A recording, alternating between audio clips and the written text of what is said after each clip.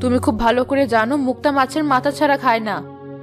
একটা দিনই না হয় খেয়েছে মা, সেটা নিয়ে ওকে এভাবে কেন বলছো? মিলিও তো আরেকজনের ঘরের আদরের মেয়ে।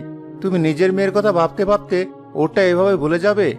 আর বাজার তো এখন আমি করি, আমার টাকা দিয়ে। বাবা তো ঘরে শুয়ে কাশতে কাশতেই বাঁচে না, তার পেছনে আমাকে টাকা ঢালতে হয়।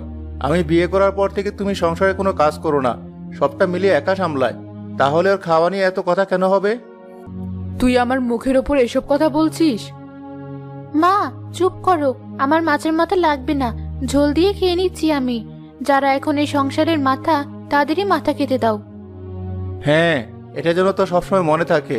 আর মা, তোমাকে একটা কথা বলি, তোমাদের তো সময় শেষ হয়ে এসেছে, আর এও অনেক ডিঙ্গি হয়েছে। এবারে কে বিদায় করো। আমার ঘরে বসে আর কতদিন খাওয়াবো? এখন তো আমার সংসারের লোক বাড়বে, তাই না? কথাটা একটু ভেবে দেখো।